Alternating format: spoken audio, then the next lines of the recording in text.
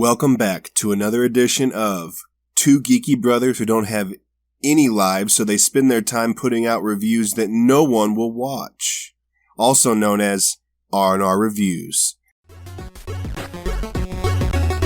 Welcome to the Cinema Hood. R&R Reviews.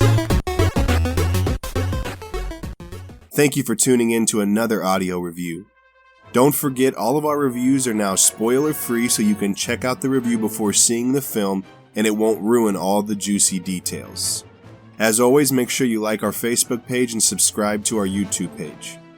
This week, we are reluctantly reviewing the second film attempt at the Dark Phoenix storyline, mysteriously titled Dark Phoenix. We gave this film a total of 3 out of 10 points. This rating speaks for itself on our feelings for the film. Our watch meter states that this film makes us glad that this franchise is going to die out for a moment. Before you hate though, let us explain. We would love to tell you exactly where this film falls in the massive X-Men timeline. The only issue is, we're not sure. We truly don't know if any of us are sure at this point. We have jumped back and forth through time and even had a complete reset of the franchise at one point. With so many overlapping narratives, we have no idea where this universe even stands. The film follows Jean Grey as her powers grow too strong to deal with.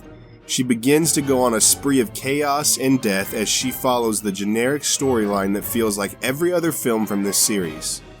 Once again, the X-Men are battling off against each other over a motivation that we're not convinced either side really cares about. After 11 films in this franchise, not including Deadpool, we have seen it all as far as New Mutants and their powers go, and it seems that the studio has no new ideas. It feels very routine and does not take any new chances or risks. The film is slow to get going, and it fails at building any sort of anticipation, because we're not invested in this narrative in the least. The build in this film feels very anticlimactic and nearly leaves us snoring. Don't forget that the entire third act of this film was completely reshot. I can only imagine what the original resolve looked like. However, if this is the ending they went with, how much worse could the original have been? All of the characters seem to have a dumb sense of negligence about them, betraying motivation and plot points from previous films while twisting their responses to fit this weak, routine plotline.